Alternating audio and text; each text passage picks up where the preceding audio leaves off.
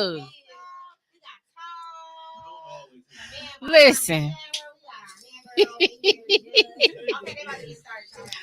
I got one of my biggest cheerleaders in the background. Y'all probably just heard her. That was Miss Savannah, such a lady.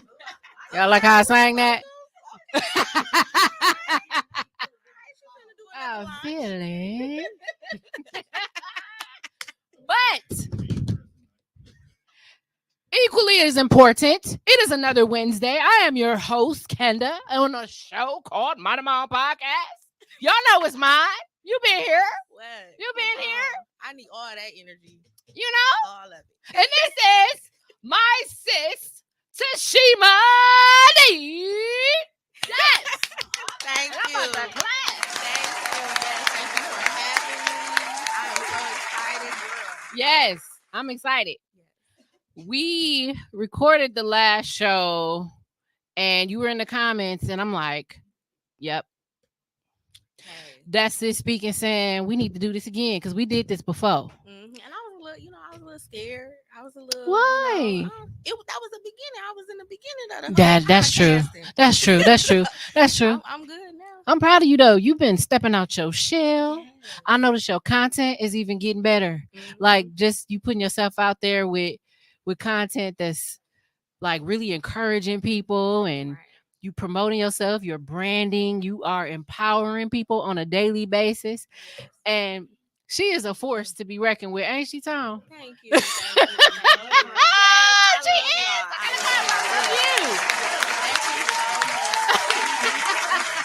Anywhere, anytime. Hey, I'm so proud and so happy for everybody. Like y'all are doing some great things as well. Thank Kenda, you. You are amazing. Thank you. And Savannah and Tone, y'all doing some great things. Thank you. And thank you for having me. Of course. Thank you for having me. You welcome anywhere we go. Okay. Yeah. You might as well say she VIP, she the MVP. Right. Right. I love that. Right. I love that. So let's get started because the topic that we discussed and that we decided on for the day is a very important topic. Yes, it is. It's a very important topic. So we're talking about changing social norms or societal norms. Creating different norms. Yes, creating different ones. Because a lot of the societal norms have outgrew the age of which when they were created. We are way more advanced group of people these days where we have had all types of studies and we've been examined and people are understanding and discovering some of their traumas, some of their deepest, darkest moments. They're speaking about, they're being more vulnerable these days. But people are also still hanging on to some of those toxic norms, right? And we want to talk about it. Yeah, we want to talk about it. We need to put it on the table because a lot of people don't understand how much of that control that they have when it comes to changing, social norms. Whether it's the way you a handshake. People think that you automatically got to shake somebody's hand. But right. COVID has changed things and say, hey, you don't even have to touch a person. You can just nod your head, exactly. say hi, and that's okay. So COVID was able to change a social norm. Why can't we change those difficult ones? Yes, that's a good point. That's a very good point. I think that we should be reevaluating some of our choices, some of our routines, some of our habits. Because ultimately it's going to make us a better version of ourselves. We're going to pass on better values to our kids. The community changes, and overall it's just a better world that we end up living in, right? Yeah, because we definitely we're in a stage where we are recreating what our future can actually look like. And because we're in a position where we're breaking generational curses, we are getting healed. Like a lot of our ancestors didn't get a chance they didn't have the resources to get healed, but now we're in the healing stages of our culture. And we're changing norms, to a certain extent, but there's certain things as far as socially that needs a little bit more, tweaking. Yeah. So I was gonna say start naming some because I think that's a great point. So one that I advocate towards and is alcohol consumption. Like we have this misconception that in order for us to have a good time, have fun, enjoy everybody, we have to consume alcohol. And if not just that, we got to get drunk. Like how okay is that? Like sometimes, I don't want to judge, but what I'm saying is that we have to kind of reevaluate our relationship with alcohol. And I'm just saying me, because for me, my drinking responsibly means I can't consume it at all. But for somebody else, it may be other things. So like, do you actually have to go to that party or whatever and get drunk? Right. Your limit may be 2.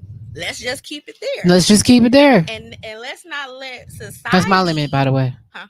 That's my limit, by the way. Let's not let society push us to that,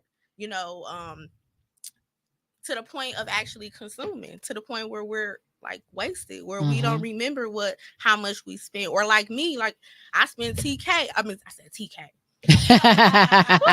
Let me slow down a little bit. It's okay. I spent $10,000 in the bars in 2019. 2019. So that was just for the whole year, January to December. Yeah. Wow. People, I'm pretty sure people spend more than that. Exactly. And because I was able to go back and look at that, most of the time it was because I wanted to fit in. I wanted to be in a situation like, you know what, I want to stay. So I want to stay, so I'm gonna go ahead and I'm gonna keep drinking. Or I want this person. This person is like, they're quiet. They need a little bit, or something. Let me buy them a drink, right? Or let me call so and so and see if they want to come out and drink, because I like how they get me, basically going. Right. So it got to a place where I was spending too much money. And a lot of us do that. Yeah. We will literally spend way over our budget to please other people. That's true. That's very, very true. Yeah. I also feel like drugs. Drugs is a big thing. Yeah. Relationships. Yeah. People be taking Xanax. I just gotta take a Xanax. Right. Versus actually what? fighting through that feeling. What? People just do that. They just be taking Xanax like it's a peppermint. Man. It's a lot of stuff. Even relationships, like another thing. People think it's normal, and we were just talking about this, that just because you have a baby with somebody, that the expectation is that person is going to stay. Yeah. Like, no, that's not how it go. Yeah, you may want that person to stay, but let something that look better, or something that that sparks his interest, or he start getting all messed up. He ain't gonna be there because you probably kick him to the curb, right? And then that was just you and that child. Yeah. So we as women have to think about, let's not bring him into the world having that expectation that he's gonna be here. Let's bring him into the world knowing that it's just gonna be you and the kid. Yeah. Because you're making that. I was gonna say, even the concept of relationship. I've been talking about this a lot for like the last week on social media. If you guys are paying attention to my posts, to my reels, and my stories, please do like, comment, share. Threw that in there. The reason is because the panel is hosting a live event July the 27th right here at Sherman Phoenix, and we are talking about loyalty. We are talking about trust. We are talking about respect. Now, listen, there are some societal norms attached to those 3 words right there. And one of the key things that people think about the most is their relationships, and not just their romantic ones, but their relationships with their friends and their family. All key things that either determine if those relationships are going to last, if those relationships are worth repairing, or if you just gotta cut that shit loose. Sometimes you just gotta cut it loose. Gotta cut things loose, cut people loose. So I think too, when you were talking about a woman deciding if she's going to keep a baby, and making a conscious decision to understand that just because you keep the baby don't mean you get to keep the man. Exactly. So let's talk about not being able to be in a relationship with somebody who has the same values. Some of our values are societal norms, such as the roles that people play within the home. Um, I might be the breadwinner, and he might not be. And he might be a good dang on plumber. And that might be what his family been doing. Right. Hey, why y'all laughing? Don't make me laugh. Look, I'm the breadwinner. He might be the best plumber. Plumbers make good money. But I might be the breadwinner. I might be in corporate America. I might be some type of executive leader. Right. Meanwhile, he ain't making bad money, but I'm making more than him. Hey, he making the money fit somewhere. Right. He making it fit in the household somewhere. But some might say he's not on my level. Financially, why would I jump into a relationship, have a baby and all that with a dude who makes like way less than I do? You know what I mean? So even like that, like people saying like some of the norms is that the man is supposed to be the breadwinner. How many stories have we heard where women are complaining that their men are jealous of them because they are making more money? How many stories have we heard where women aren't valued while they're working, taking care of babies, they're cooking, they're cleaning, they're going to the grocery store, buying all the shit, they doing everything, they advancing their own personal goals.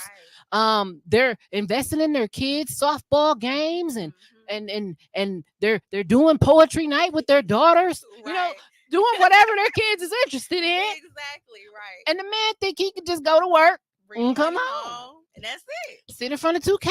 Yeah. That's some people think that's a societal norm. So it really depends on where you from and how you look at shit.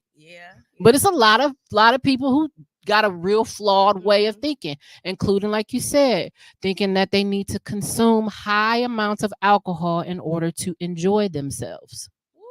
I think it's also a societal norm too when it comes talking about that, is that you have to stay with a person because they have a substance abuse issue.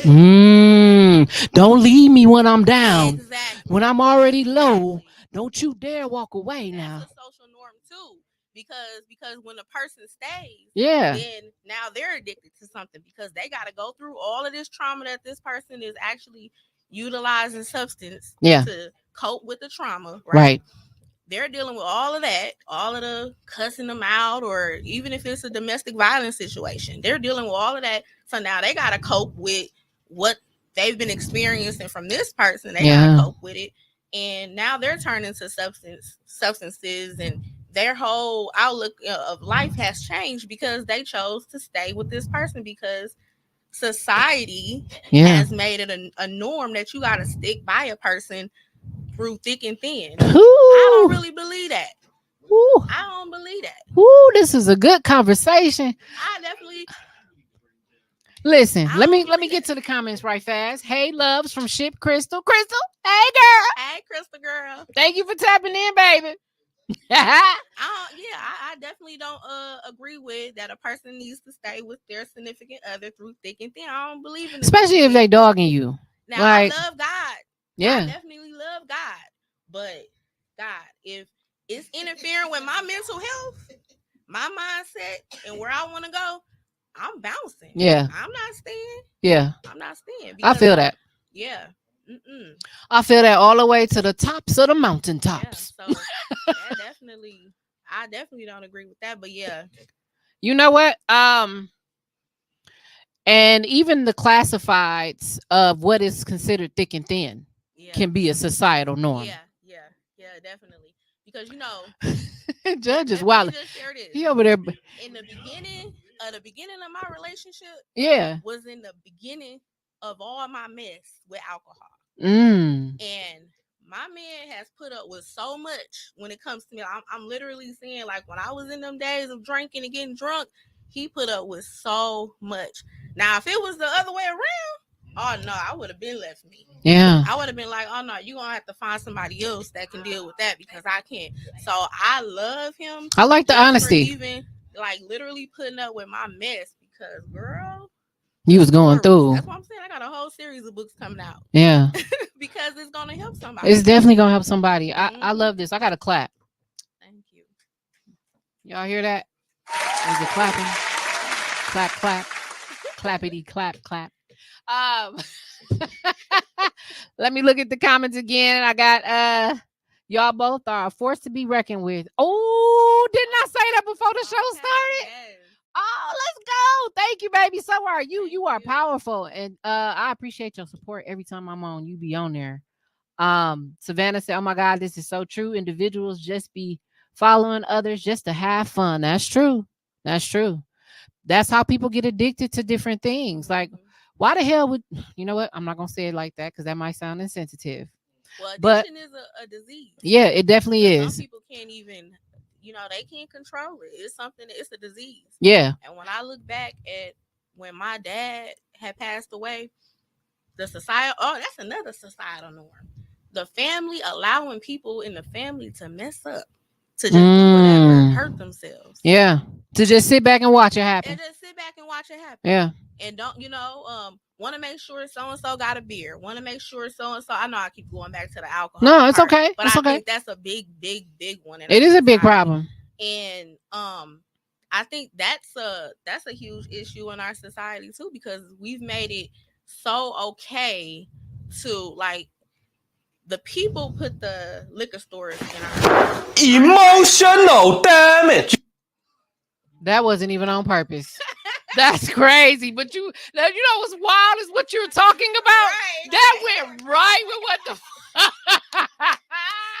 that was God. Hey, that was God, because I did not push that on purpose. Let me push that up. Yes, come on. That's so funny. That's what I'm talking about. Let's Spiritual go. encouragement. Yes, that was yes. Go on, baby. Go on. Oh, yeah. That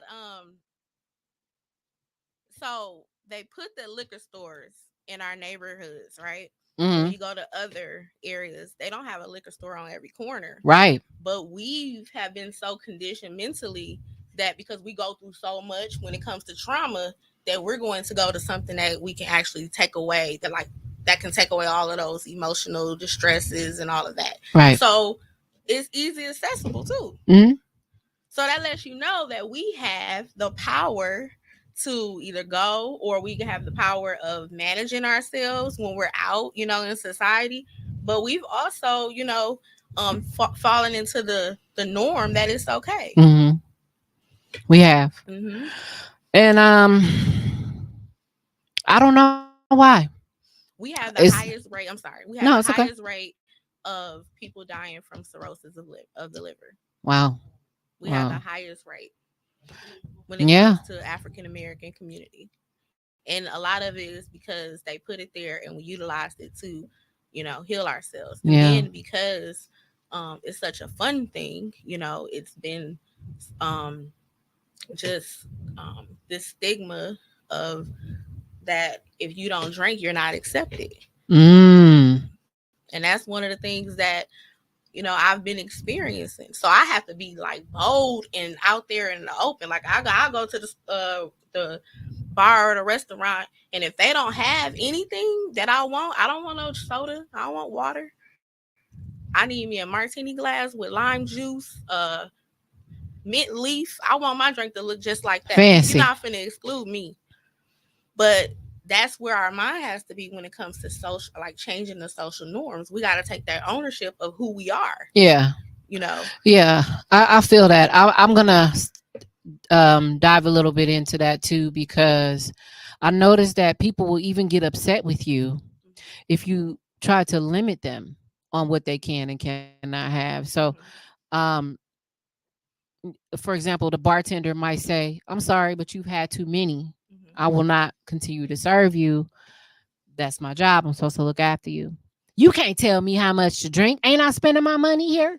Ain't I spending my money? How you gonna tell me what I can and can't do? I'm grown. I've been drinking all my life." So even that, like, people will get triggered by you trying to assist them when you see them doing something that's destructive Mm-hmm. to themselves. And so a lot of people, I think that's what contributes to people just sitting by and just, well, let me make sure Uncle John got his beer, because if he ain't got his beer, we ain't gonna have no peace tonight at game night. Uncle Exactly. John gonna show up, and he gonna have a fit. Or the fact that people will go to the bar not even knowing what they want, and they allow the bartender to pour their worries, to pour Mm-hmm.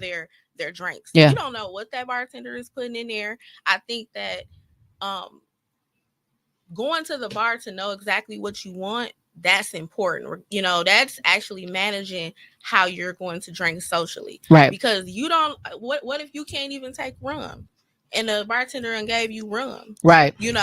Or what if you don't even know how much the drink is and then you already messed up? So at the end of the night, you wasn't thinking that you were gonna, what is that? Spend as much as you did. Right. Or what about not even that?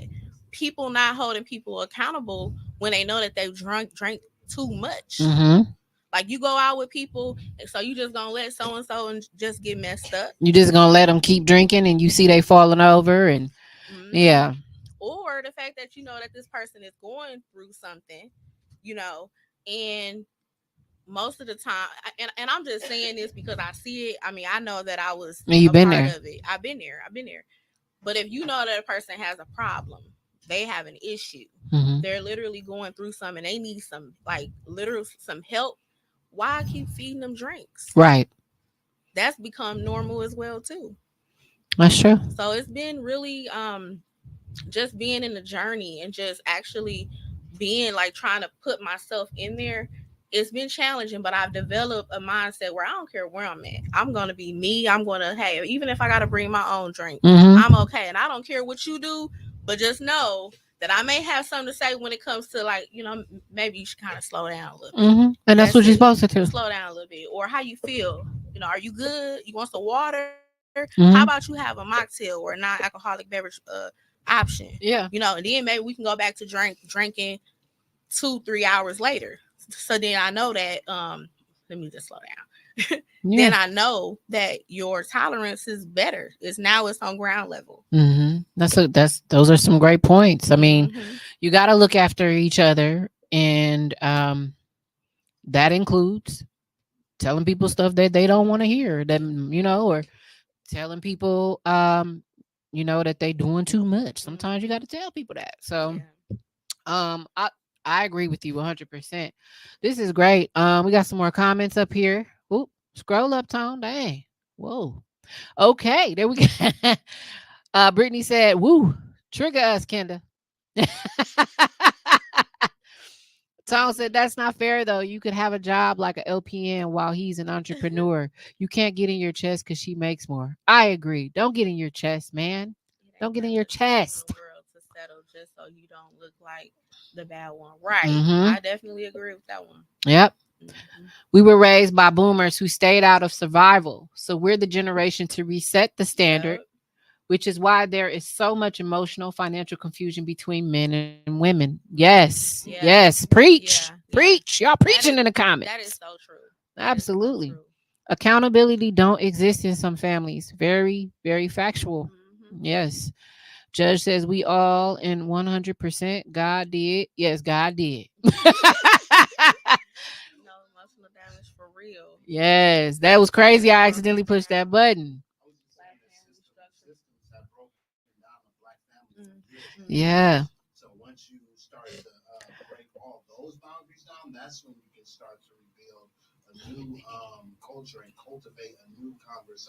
Right.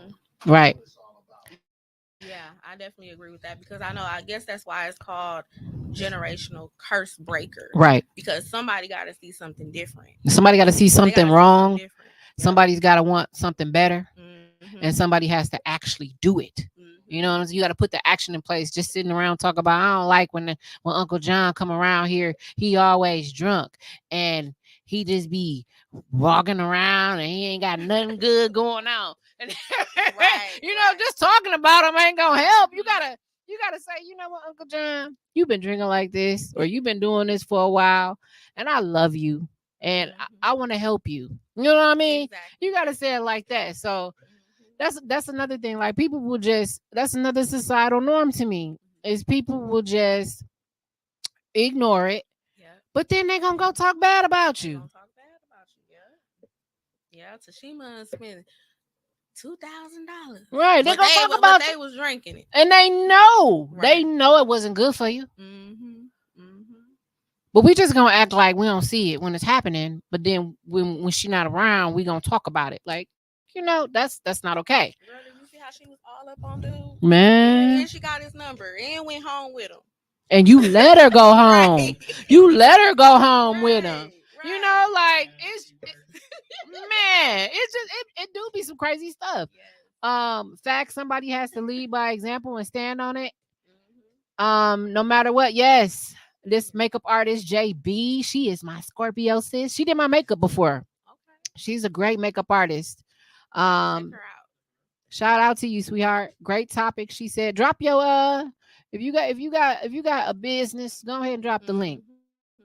Because we about that and we got people watching. So y'all might as Yes. well. You might as well.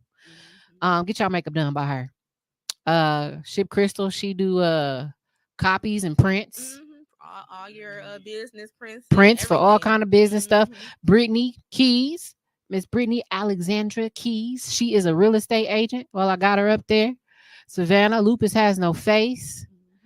Mhm. Judge, he has facts by fiction. See, I know y'all. I fuck with y'all for real. See, look at that. Mhm. Right.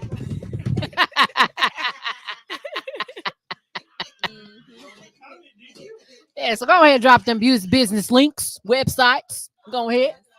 Yes. And Tashima, founder of Fight And AAA, Fight yes, Anxiety, Addiction, and Adversity Corporation. yes. Also, I'm the CEO of Surrendered Spirits. Yep. And my name, my email is coachmst@fightaaa.com. Absolutely. Y'all make sure y'all support because she doing the God's work. The God. And I'm an author. I'm an author of Yes. Fasting for God's Glory, available on Amazon. Also, Cheers to Sobriety, which will be available in September during my book tour. Girl, let's talk about the book tour. Let's Yes. let's switch gears because you brought it up and it's important and I'm here for it. Right. Let's talk more about the book tour. So let me explain how it all started. Okay. So originally I was going to do a regular book release celebration because September 2nd would be 2 years that I've said no to alcohol. Wow, Thank you. congratulations. Thank you. Thank you. Thank you. Yeah.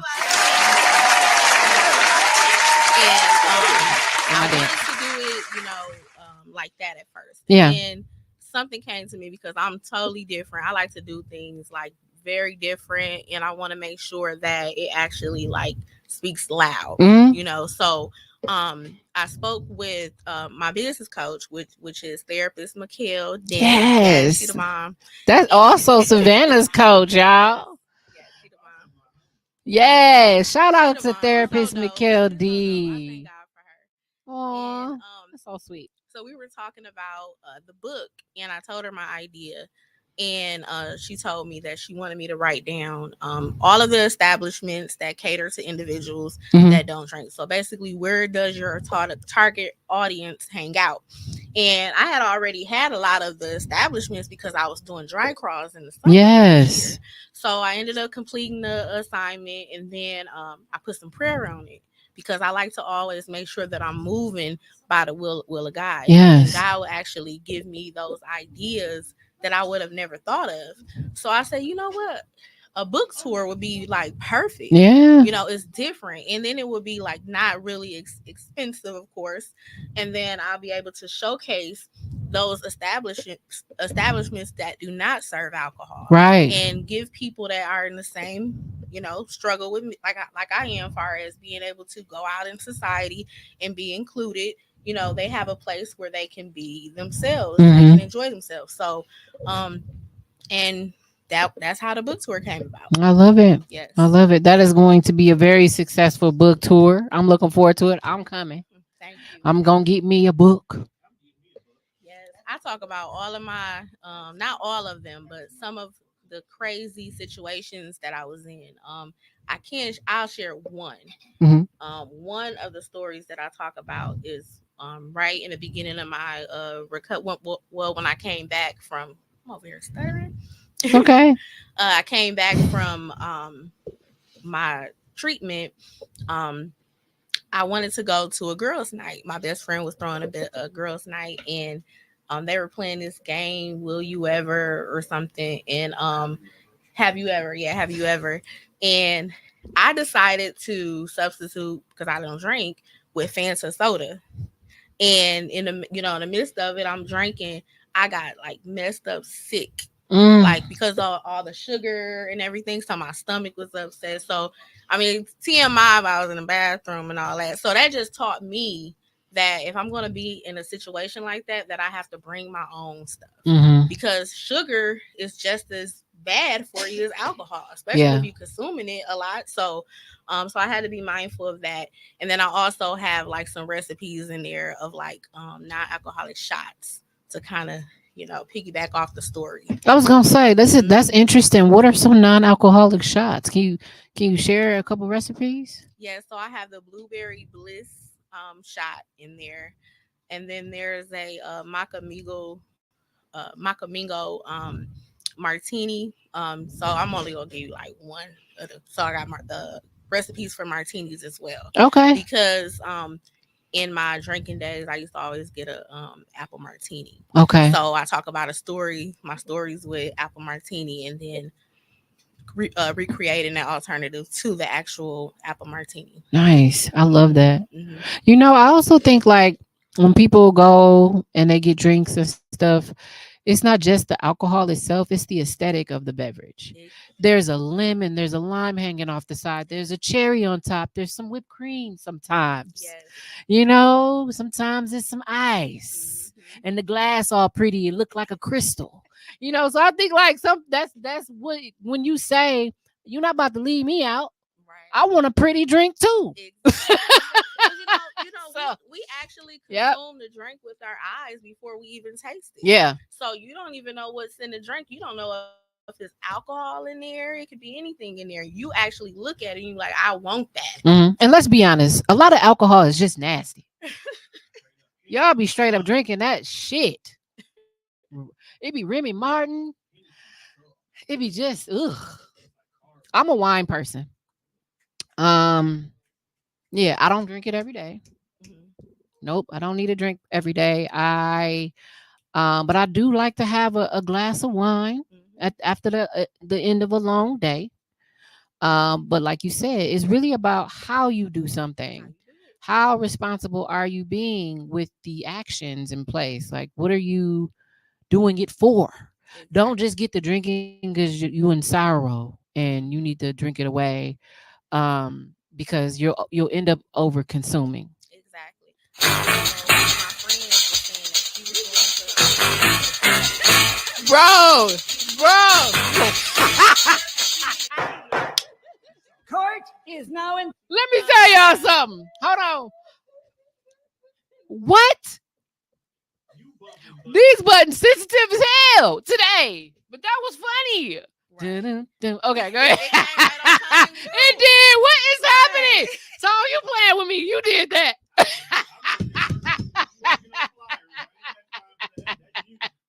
forgot what I was gonna say. Oh my god, that's on me. I'm sorry. No, it's okay.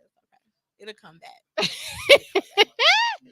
So before we had started this show, we were looking at a couple different things we saw online, and one of them was talking about the types of social norms. So one of them is folkway, which means a norm that stems from and organizes casual interactions. That's when she was talking about earlier, like feeling like you need to shake somebody's hand. But now we don't feel that way anymore because of COVID. It taught us that some stuff you just don't need to do. Right. You can not. And really, you shouldn't even be just hugging everybody. Yeah. Yeah. People just can't be hugging. Not everybody. Right. Everybody can't get a hug. Yeah.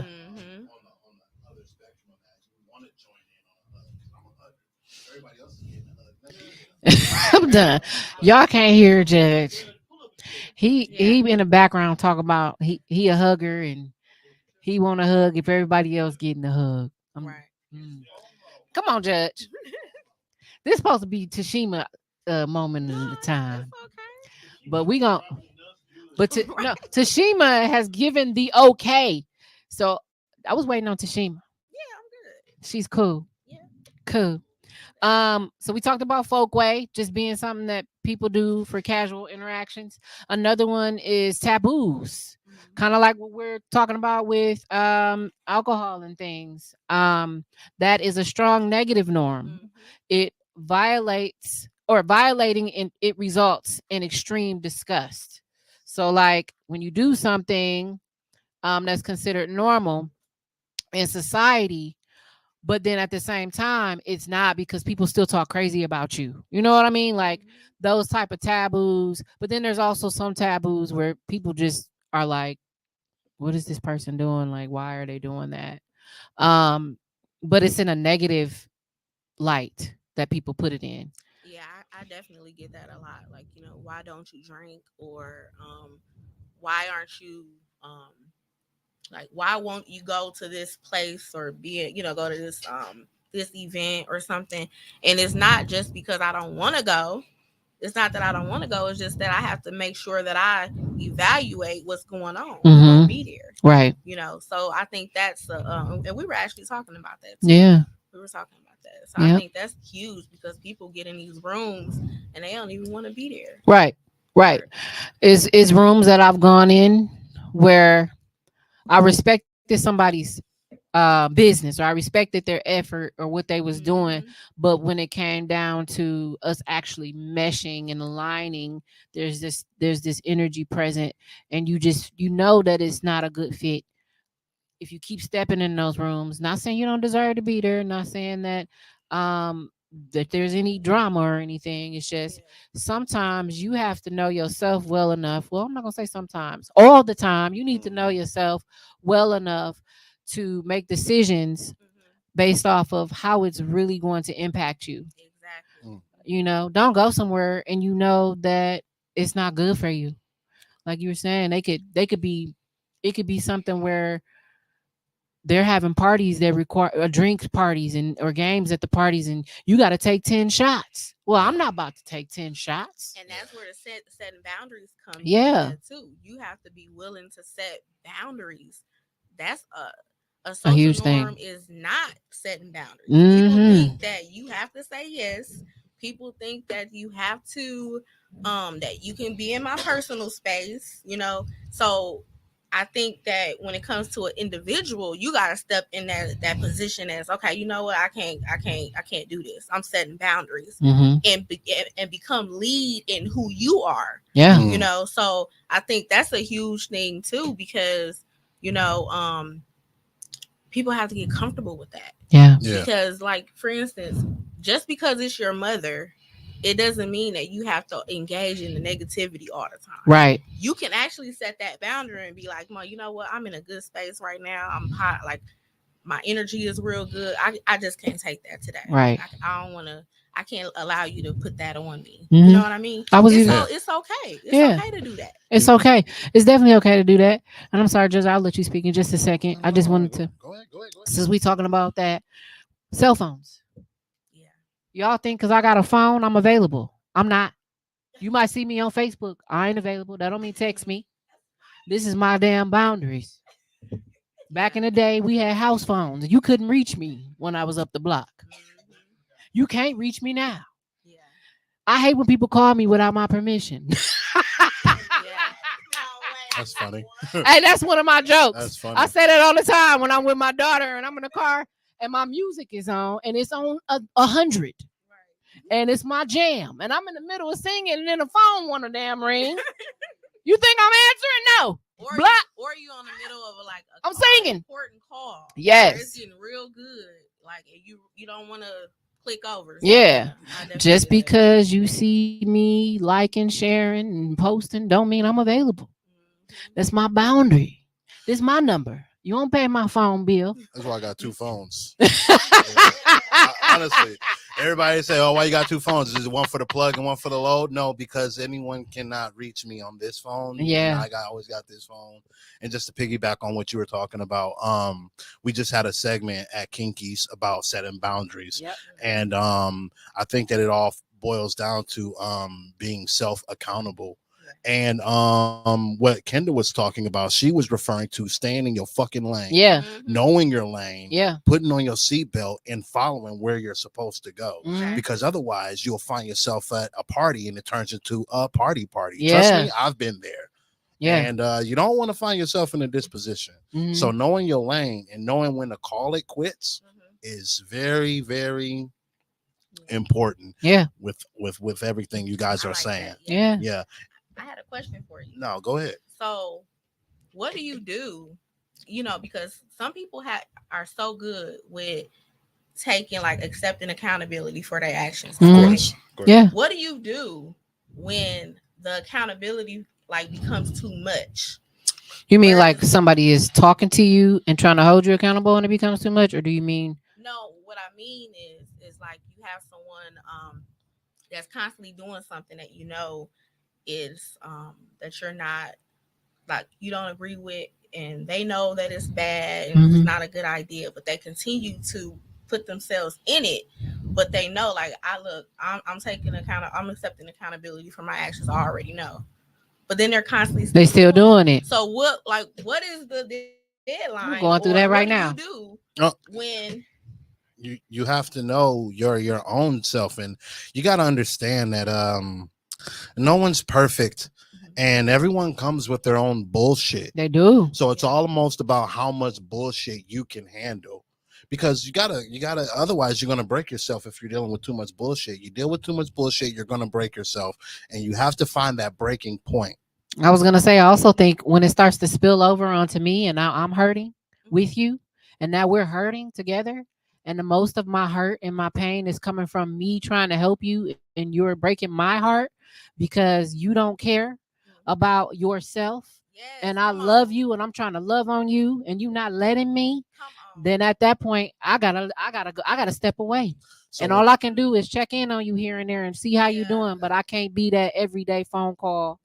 that's on point. So basically, what she's saying is when it becomes detrimental to you. Yeah. Because I have a friend and he has a baby. He has a baby mama, and his baby mama always gives him trouble. And she's seeing a new guy, and he wants to go over and fight the guy. And I'm like, bro, you trying to crash out? Hey, I'm your brother from another mother. Let me crash out with you, but you gotta hold on, because some people are an assistant to their own demise. Yeah. And they don't give no fuck.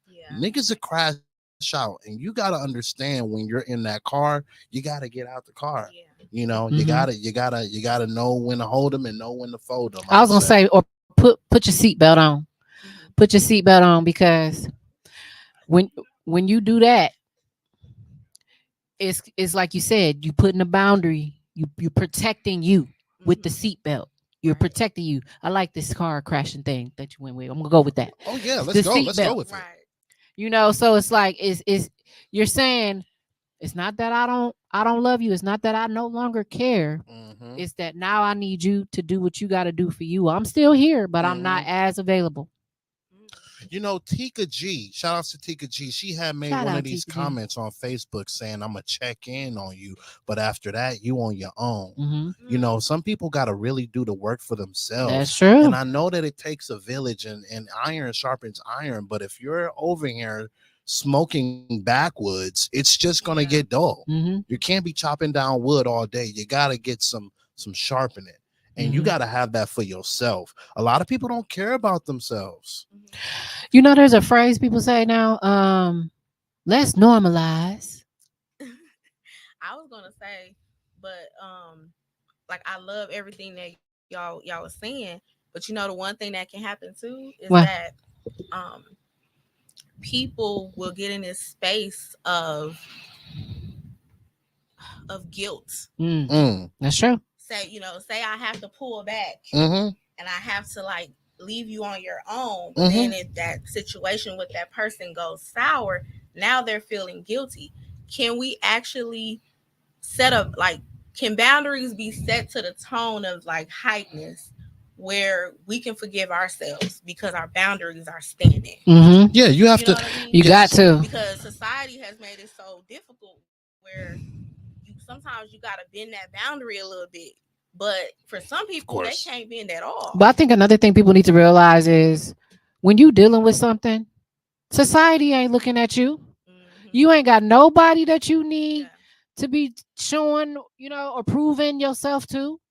You, at the end of the day, you gotta look at yourself in the mirror, and what you choose to do needs to make you feel a way.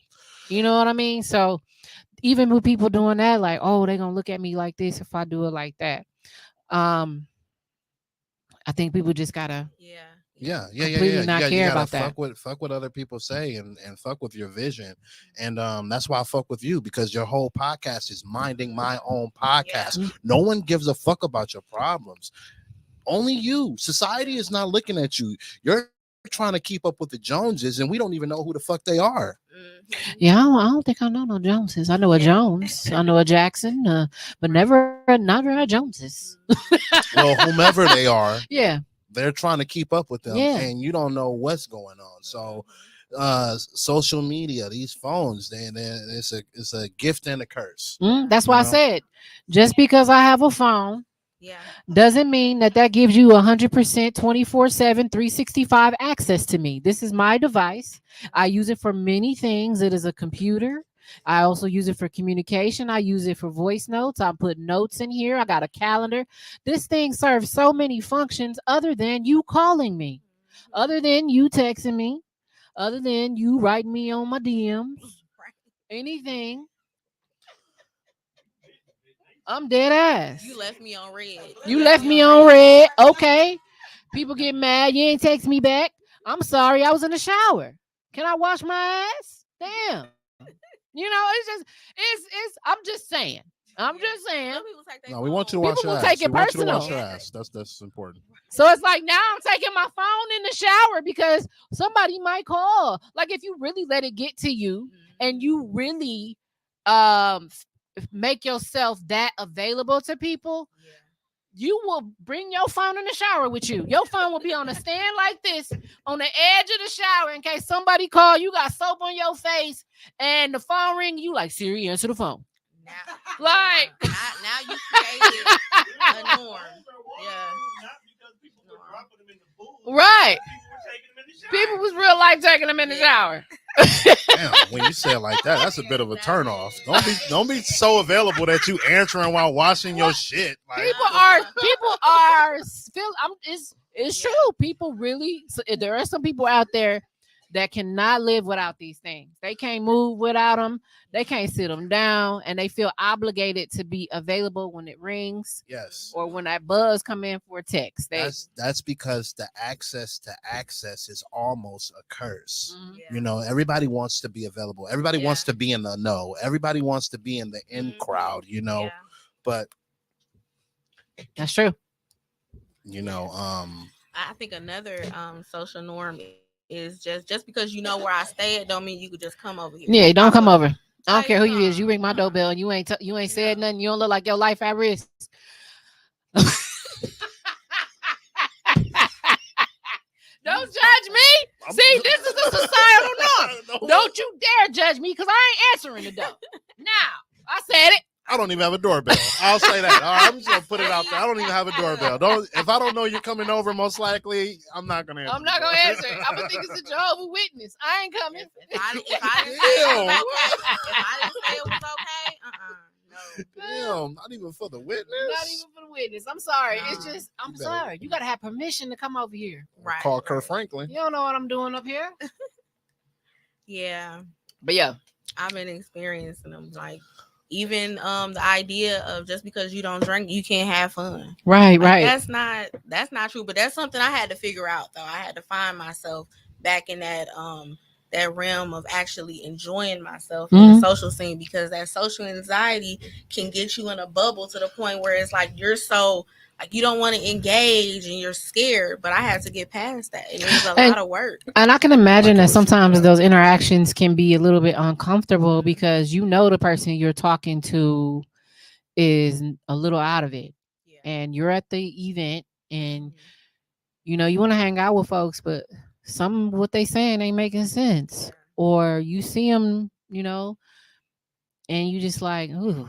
You know, they're terrible at, they're terrible at drinking, or they shouldn't be doing that because, What? you know, You so and you, right. I mean, and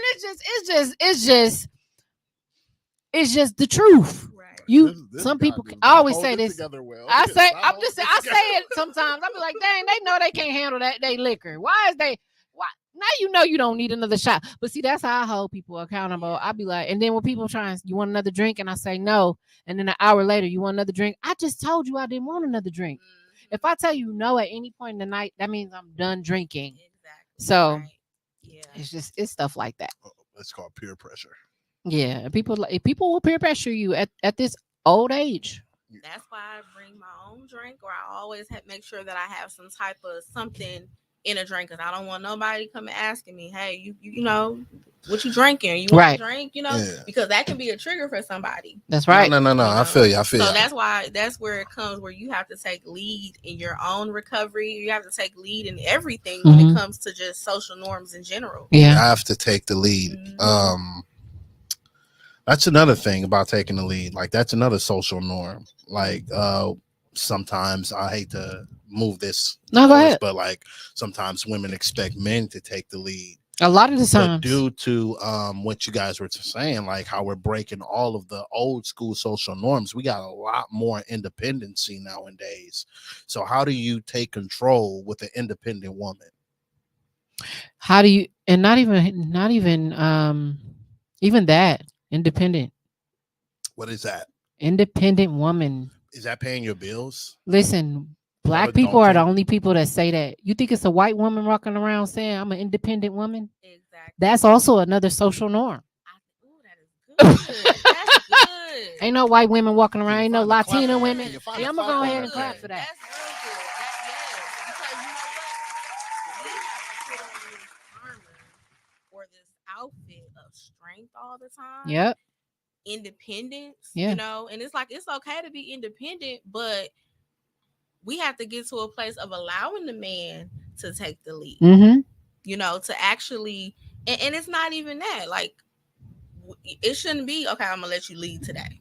Like, no, it should. It is should what it actually is. happen naturally, but the woman has to create that space, though. Yeah. For the man to actually get in that position.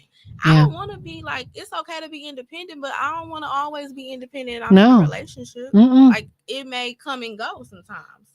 And then I don't always want to be strong. I want to be vulnerable. I want to, like, hey, I need help. I want to be loved and all of that, so it's like, I'm not that strong to the point where I don't want to receive the assistance, but I can be very strong when situations hit me. Now that's when that strength is going to come. Right. But I'm definitely going to need my man to step up and take lead. Like, hey, I want you, because it's too much. Yeah. We already go through so much. Yeah. Finding this new norm there, that's what it's called. It's called the new norm of the self-independent. I don't like it. I kind of find trouble, like, where do I fit in if I'm in the whole dating scene, if you will? Like, where do I find myself taking a leadership role with an independent woman? Because I love a strong independent woman, but where do you find that middle ground into saying, hey, this is what we're going to do, this is how we're going to move? And I think that the communication and the conversation needs to change up a little bit. Like, hey, what do you think? Do you understand what I'm saying? Am I conveying that right? Yeah, I hear what you're saying. I think sometimes you may have to wow a person. Because a woman, some women are not, if they've never received it before, they don't know how it look. So just like some men don't know what leading looks like. Like, I don't want you to try to get all in my head about just surprising me with something. I want you to go ahead and take the lead. So most of the time, it's that action that can actually change how a woman may do things, because the man is taking the action. You don't have to ask if you want to, can I pay this bill this month? You just get the information, go pay the bill. Yeah. Yeah. You ain't take initiative. Basically, it's taking initiative. That's what women are looking for when they say, well, I know that's what I'm looking for. When I say leader, it's not that I'm looking for the man to lead. Like, I don't need him to decide everything for me. I don't need him to dictate Yeah. to me. I just need him um to be somebody that I respect enough that I take his word, I take his actions seriously. Mhm. I'm selfless Yeah. when it comes to him. Um, and he puts me at his priority Mhm. just as much as I put him as mine. We're a team. Mhm. If I go grocery shopping and I cook dinner, he comes in and says, "Babe, I got the dishes. Yeah, Girl, I need somebody to I'm going to load the dishwasher for you." I love doing Marlon dishes. ain't rattling no pots and pans. He'll wash the dishes. I need somebody to come in sometimes to make me some, Yeah. a meal. He do not know how to cook. That's what we. And I think that's why God, gave me the ability to actually know how to cook. But sometimes I be wanting him to cook. Yeah, yeah, So that's another social norm that yeah. the man, that the woman has to cook all the time, Right. or she wants somebody, or the man. Of course, the man wants somebody that knows how to cook, but I want a man too that know how to. Yeah, at Cook. least takes the initiative to cook even just some of the basic meals. Making spaghetti is not that hard. Tacos, you brown the meat. If the pack tell you what to do. Right. Or even, I'm on my way home from work, babe. What you making for dinner tonight? Oh, tacos are for dinner tonight. Okay, I'm gonna take the meat out. Mm-hmm. I You mean, know, just it's the initiative the behind initiative. each other. Just like if I got to get up in the morning, I got a very important meeting. Okay, what suit are you wearing? Right. Yeah. Do you need me to iron something for you? Do you need Mhm. something washed? Right. You know, Mhm. whatever. Yeah. Do, working together. Okay, it sounds, I might be ignorant here, but it just sounds like it's just basic conversation, Mhm. basic communication. Yeah. So what are we saying? Are we saying that people don't know how to communicate? I mean, that is a thing, but I think more so what we're saying is when women are looking for leadership when it comes to their spouse or their significant other, they're looking for a partnership, not just somebody to dictate to them, tell them what to do and expect certain things from them, because we're not expecting certain things from you. We're just expecting you to Yeah. help us, assist you, and we assist ourselves, and we know you backing us up with that same care, that same love, that same thought process Yeah. of getting things done so that we all feel love, we all feel like we're taking care of each other. The difference between it being a man, though, when it comes to leadership, is there are certain decisions that he might just be stronger at. Just like it's certain things he might lean on me for because he can't Exactly. make that decision for himself. Mhm. So it's not really just the communication. That's called submitting. Some people call it that. Yeah. That is I submitting. have a hard time with the word submission because I feel like um, people use it wrong Yeah. quite a bit. A lot of people who use submission is thinking that the women should shut the hell up and Yeah. not have a say, and she's Gotta not ask for even. permission Yeah, to do this and go here. Yeah. she got to dress a certain way. She got to look a certain way. She got to come home. She got to schedule. She got to do certain things from the moment she walk in to the time she go to bed. Some guys have a thought process that submission is really control. Yeah. So I mean that's a whole nother topic though. Yeah, because that's a whole nother difference, and Yeah, we just went on a little tangent yeah, there. because I've seen But it. okay, okay, I okay, definitely okay. Yeah. agree. We That here that is with you. We social here with you. norm. But there's a difference between being controlling and submitting because Mm-hmm. I've learned how to submit. I, just with being within the panel, I've learned how to submit. Mm-hmm. It's all about what you lack, I gain, and vice Exactly. versa. Yeah, So if you know that about yourself, that's what I mean about it's communication. really like compromise. Mhm. It is. Compromise is a lose-lose situation, I is don't from think what I so. heard. I Is don't it, think so. do you agree with that? Compromise is when you're bending what you believe to basically Being assist some. malleable. Yeah. to make someone else happy. That's a compromise. I think Like So, a, hey, I'm not happy. You're not happy. Where do we meet in the middle with this? That's compromise. yeah, but it doesn't It necessarily doesn't mean. mean Yeah, I was gonna say it doesn't necessarily always mean that there's people that are unhappy. A compromise could also mean, okay, you like the blue wallpaper. mhm. I like the green wallpaper. Let's get both.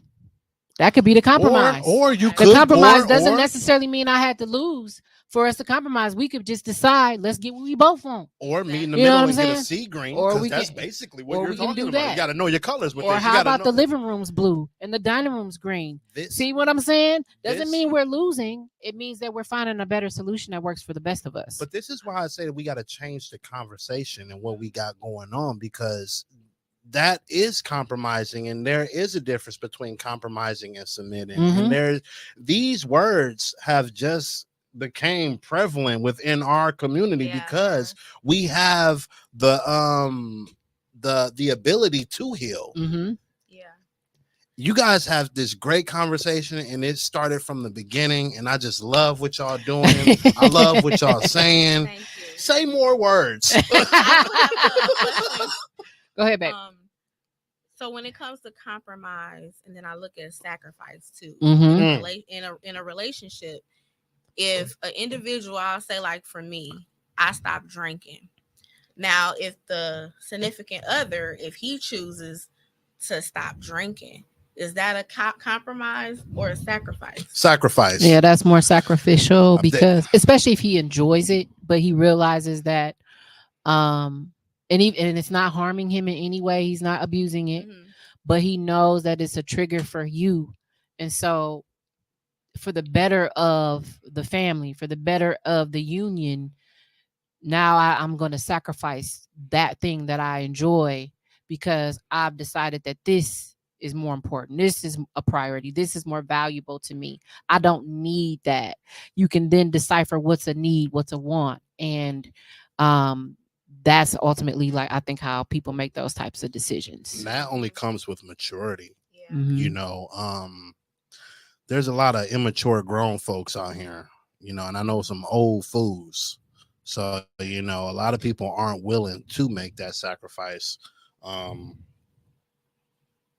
It's all about knowing who you love and loving what you want, you know? Exactly. Yeah. Yeah. I think there was a Damn. situation. That's hot. Nothing. That was a good point. Yes. Yeah. Yeah. I make good points. I'm Yeah. Judge Rogers. Ladies and gentlemen, Judge Rogers. Don't. Do I want to say that or do I want to say You know what? That would have been perfect. Dang. Of course. That's I'ma my do that that's next my time. interest music to the bedroom, by the way. I'll lay the law down. No, I'm just joking. You are funny. So I know that, like, and I asked the question: what if that person? Okay, so they made that sacrifice, right? Mm-hmm. And then something happens, life hits them, Mm-hmm. and then they kind of go back to drinking. Who goes back? No, Whoever the I'm person saying is. the other person. When we first did the example, we said, what if Mhm. they quit or Mhm. sacrifice it? Now we're saying, now something traumatic has happened to them and now they've gone back to drinking. Okay. Right. Okay. So, like, when it comes to the relationship part of it, you know, how does that work when it comes to, because I think these situations come about a lot, not Mhm. just with alcohol or drugs or anything. It's like everything. Everything. Everything can be a drug. Yes, everything. And Even then the gym. Just people left can be, it. right. People can be triggered in life, you know, and then have to go back to it. But then you have the other person who's been like maintaining, they're good, you know, and all of that. The social, and we were talking about this earlier, the social norm is for them to stay in the situation, right? Knowing your But lane, staying in They your lane. probably have to, some people may have to bag back. Like, I can't even. So I think that's when sometimes in a relationship, like, the woman has to take the lead. Mm-hmm. Okay. You know, have to take the lead and in most cases and kind of help that person get through that situation, you know. But some people are not strong enough. Right. Some people may be like, I can't even take on that. I can't take on that because it can just jeopardize my recovery. You get Right. what I'm saying? Mhm, So I mhm. think that's another thing too. So a lot of people stay in like certain situations or jobs. That's Yeah. another thing. They stay at jobs and the job is triggering them. Right. And it's like the social norm to stay at your job and get all of that pressure put on you. You know what I mean? Versus quitting or taking a leave of absence for your mental health. The same thing with relationships. Right. I understand what you're saying. Yeah, I get that.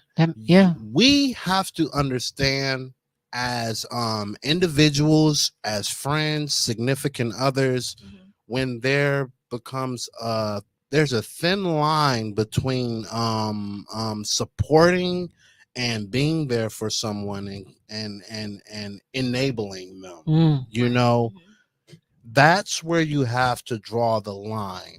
If something are you enabling them, or are you understanding, or are you helping them out? You know what I'm saying? So when you're enabling someone, that's like a spoiled child crying, like, oh, just give them what they want so they'll shut the fuck up. You know, that's enabling.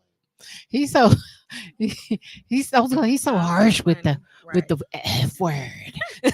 But then there's things like, hey, let me give this person something so it will, calm them down. Exactly. Yeah, definitely. Ooh, yeah. So, sometimes when my head is running, sometimes I just need a little bit of a TLC. Right. That's not enabling me. That's comforting me, and that's being there. Maybe instead of giving them a drink, you give them a massage. You offered. That's alternatives. Yeah, that's what I was gonna say. Like, just maybe because who you're dealing with, and that usually that's how they cope with traumatic situations or things where they become vulnerable. You already got a bag of tricks. Yeah, you got a bag of stuff ready to say, you know, I'm gonna give you a facial. I'm gonna help you relax. Let's get you decompressed. Or you schedule them a day at the spa, or you offer to take them for a nice walk. It's nice outside. Yeah. And then after that, I give them a facial. Right. I'm done with you. I've been drinking. I'm done. I had a little drink to knock the edge off. See, societal norms. You got to get off the show. Societal norms. Hey, can I get a hand clap? No, you don't get a hand clap. You get a. That's another thing. I'm not even gonna say stigma. Okay. Sorry. That was funny. Society has made it that every time a person has a red cup, that is alcohol. Yes. Every time a person has. That is true. Like, for me, or one of these. Yeah. No, you're beautiful, but. Then you got lean in it. If it's a double, yeah. Or ice cream. Yes. 2 cups. If I'm thinking lean. Cup, I'm thinking promethazine. Yes. Yes. This right here, you're getting hyphy. It's definitely alcohol. That's a good point. That's a good point. Yeah. So at the end of the summer, Fight AAA will be hosting the first Red Cups and Mocktails event. Let's go. Let's go. Look, changing the stigma. Hey, we all there. The panel will show up. Y'all got to support the panel. I mean, look, I had to think of something that was really catchy, right? And that was that. That's lit. I cheers to that. I love it. I love that. Cheers with my. I love that. I love that for you. Don't worry about what's in my cup. I love that. I love your cup. Thank you. It's a beautiful cup. I love the cup. Check out her cup, y'all. Yeah. Yes, Melissa.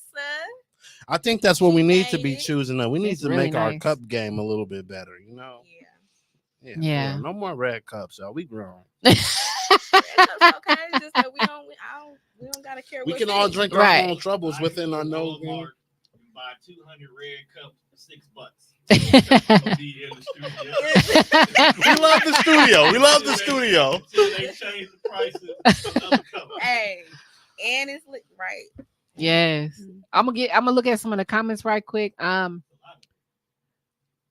Yes, we got a lot of comments. I love y'all. Thank y'all so much for watching. Y'all support me so much. Yes. I'm gonna jump right to makeup artist JB. She put, call me granny all you want to. I'm at a 2-shot minimum and guaranteed I'm aware of everything and everyone around me. That's great for you. I love that.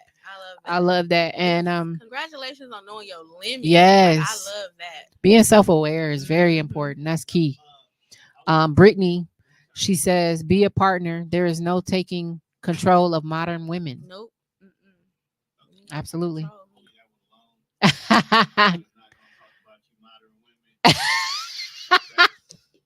we modern though?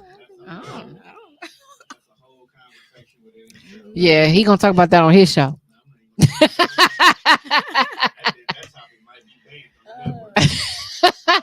No, but this right here, I want to go ahead and emphasize the 2-shot minimum thing. Yeah. One thing about me is I'm not a big drinker. Me either. More. Okay? When I was in the Air Force, of course, when we had our down days, we partied. Right. That's damn near almost a military thing right now. Mm. But as I got older, and a lot of y'all might notice this as we do more and more events, I'm always the proverbial mother hen in the group. So I, by default, am always the one who makes sure everybody else is good. Even when we can be getting together and celebrate. Shout out to Black. Shout out to Black. I would drink, but if you ever pay attention, I regulate my drinking. I keep tabs of how much I've already had because there's a level I refuse to ever get over because at the end of the day, I need to make sure that everybody else around me is good.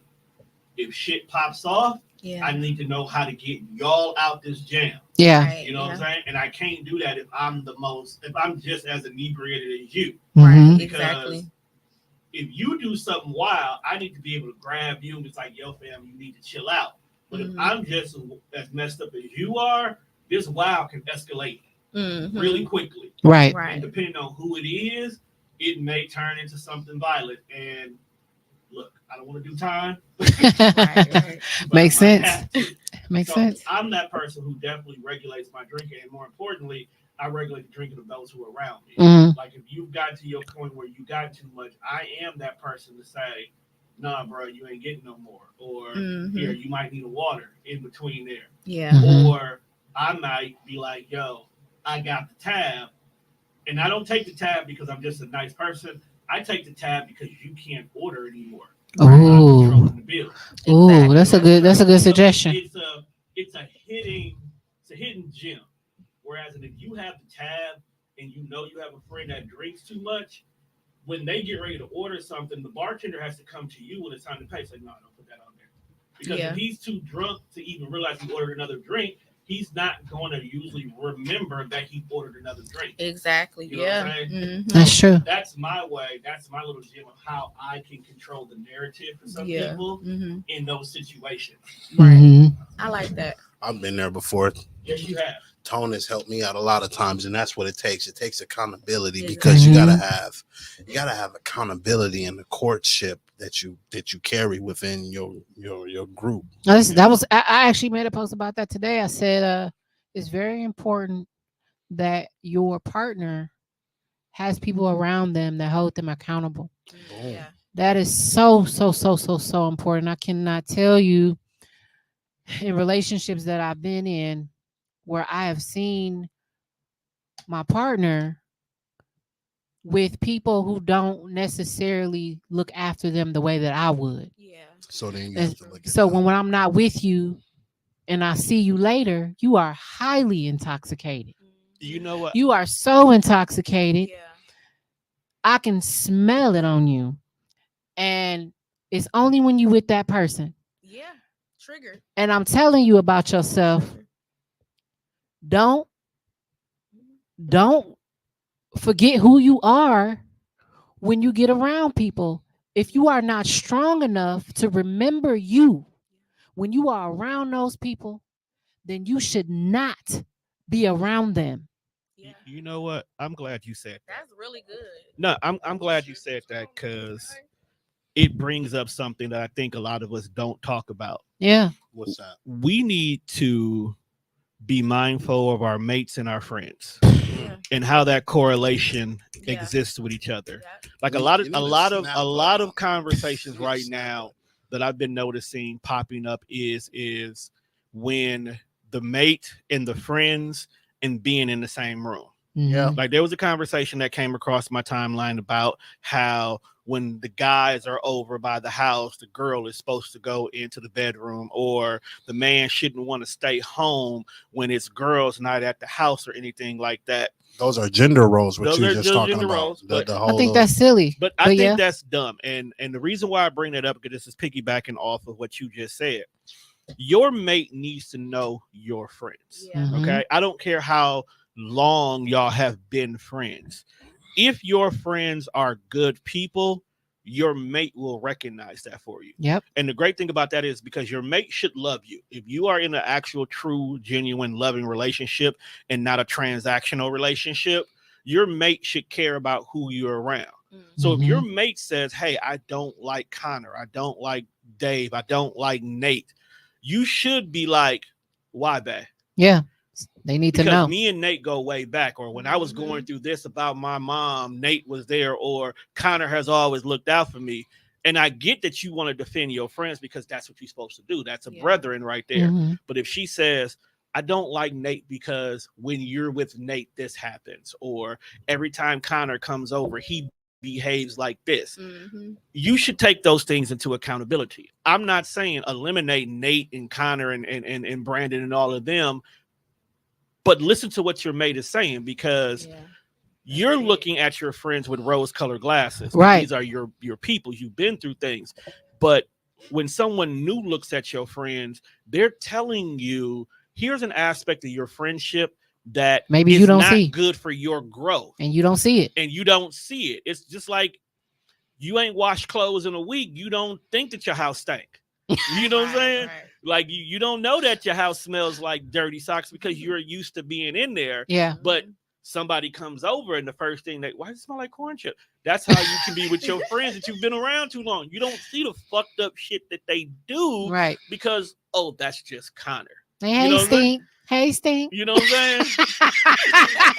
Hey, Stink. That's wild. I'll never want to know my friends say that shit. Hey, yo, Tone, you just had spoke on something that I wanted to ask you about. Speak on it, bro. Another social norm, transactional relationships. What is that? What is a transactional relationship? Okay. It's new. Wait, well, before you go to that, let me make one more point about the whole having people around your spouse or people being around each other to hold each other accountable. People are subconsciously sabotaging.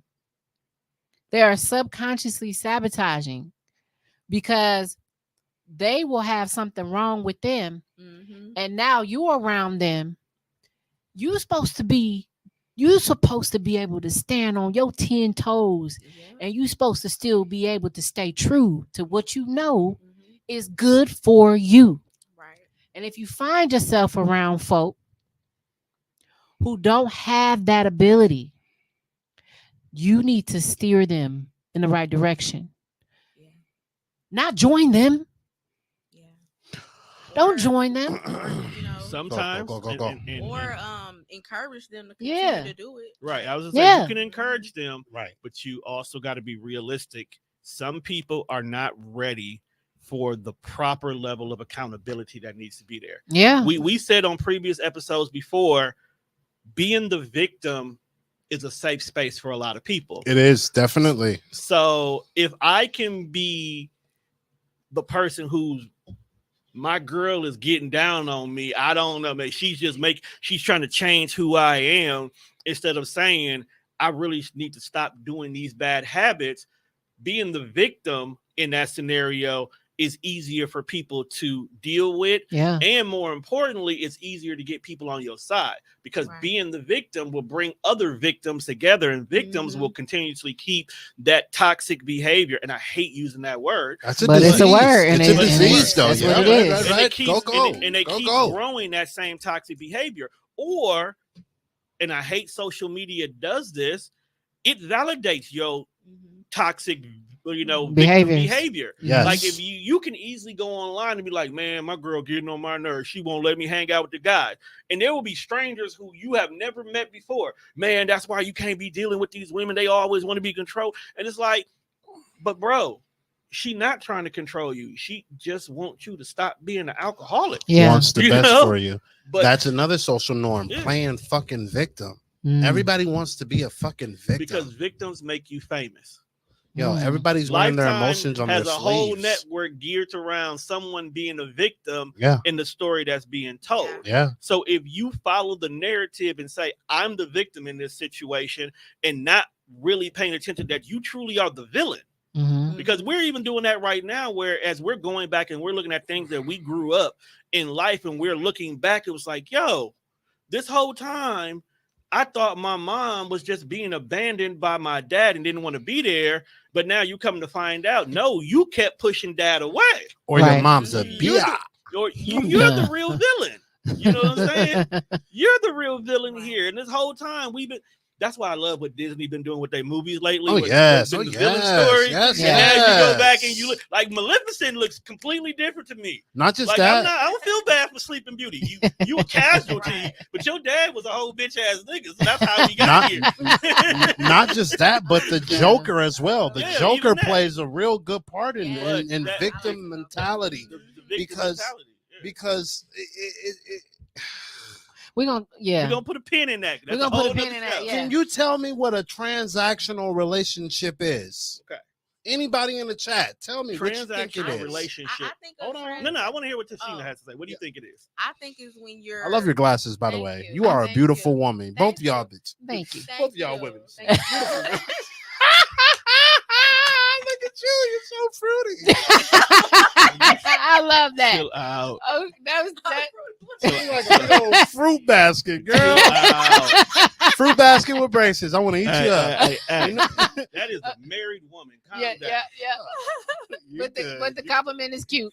Still bringing them to the yard. I see. Still bringing them to the yard. I'm done. So Tashina, what's your thoughts? Relationship? So a transactional relationship is when you're giving something and you're receiving something. Isn't Yeah. that supposed to be what a But that's the relationship whole- is? But Well, that everybody is meant to be used, Okay, but Just when not you're misused. not misused. Boom, boom, Exactly. boom, boom, boom. Mhm. Okay, so isn't a relationship a give and take thing? It is. So isn't a relationship a transactional engagement? yes and Yeah. no. Yes. So this is what makes a transactional relationship different Yeah. than a standard relationship. I got some more. You're giving and I'm giving with the intentions of eventually growing to an us. Okay. We are both. I like her. She likes me. We want to see where things go. We pour into each other continuously. Yep. You may have a hard day at work, and I'm going to do whatever it takes to make you feel better after work. And then we work together to prep for the next day so it don't be as hard as today. Yeah. And vice versa. That's awesome. Mhm. That's how a relationship I should be. thought a transactional relationship was like a Joe and a prostitute. To a certain extent, it is. Peace. That is also a form No, of one, but That is that's formal. But in today's That's a society, misuse, though. Yeah. that's the issue. In Mhm. today's society, a transactional relationship is the woman wanting the man to be the financial provider for everything in regards to their life, and the only thing that they're willing to give to that person is sex, or they introduce their sexual prowess as the benefit for you to do all this for me. Or a guy who leads with his money and feel like my money, my status, what I can do is the reason why you should pick and choose me. Okay. There is no aspect of growing with love. There is no intentions of building a stronger bond. There is Right. no intention of us becoming a we without the financial status. So All in right. this situation, once the money dries up, so does the whole relationship. Peace. So what is the opposite of a transactional relationship? Yes. What is the opposite of that? Like, is there A there romantic ano- endeavor. Okay, so which is better? Because it seems like the transactional is better, and I might be on the side of hypergamous, but I feel that building something greater than yourself is a transaction. okay. Okay, It is. But let me ask you- hold on. Let me land. I think everything is transactional. I get it. though. I got you. Everything. So Well, let go me ahead, ask, go ahead, go but let me ask you this question though. If building something greater on camera. is the intent of what you consider a transactional relationship, are you working with people who specialize in this particular field? Like if I wanted to build my own house, am I going to go hire people who know how to do the job, or I'm going to go hire people who just happen to be available? You gotta hire a person or persons that are able to do the job. To do the job right, not just who's available to come do it that day. Yeah, I'm not just gonna call somebody up who's saying going stuff. who could help me put this floor in, who don't know what putting the floor in looks like. But dude, that's just like me though. I just, this is the reason why I'm here. This is why I appreciate y'all, by the way. You know what I'm saying? We had this meeting saying I just want to be available and present within this process of building. I don't know what I'm doing. You're teaching me. She's teaching me. Everyone is teaching me. I'm nothing but a sponge, and I'm learning. And that's understandable, and that's workable because you presented yourself as a sponge. Right. You presented yourself as a blank slate, Canvas, whatever works for you, to be able to learn and grow. Peace. Okay. Peace. And in return, you're supposed to take what you learn. And not only are you supposed to build yourself as an individual, but then you're supposed to take the resources that you have learned and you've developed and you've cultivated, and then bring it back to the family and be like, for all of those who helped me get where I am today, I am now being able to help you in ways that benefit you. But at the end of the day, you're still building and cultivating the friendship. I got another one for you. I'm sorry. Go ahead. It's your show. Conditional and unconditional love. Boom. There we go. That is, that is transactional relationship. Love with conditions. Yes. Love is in conditions. Didn't you just just relate that if your guy was going through the same struggle as you would have left him a mile ago? But if she was going according to social norms. I was going according to that struggle. But just in general, so if your guy was going through some type of an addiction, rather it be not alcohol, right? We're talking about other substances, rather it be video games, telephone, drugs, whatever. If he had that type of addiction, you wouldn't be able to stay with him. That's what you said. Well, because she's in recovery. Her situation would look a little bit different, but it definitely would look different. Yeah, but every struggle is different, don't you say? Well, everybody's recovery is different because I too was in a place where, once upon a time where I needed help and I had some situations. Of course. So it's like I needed somebody to support me and be there to help me. So I know everybody's situation is different.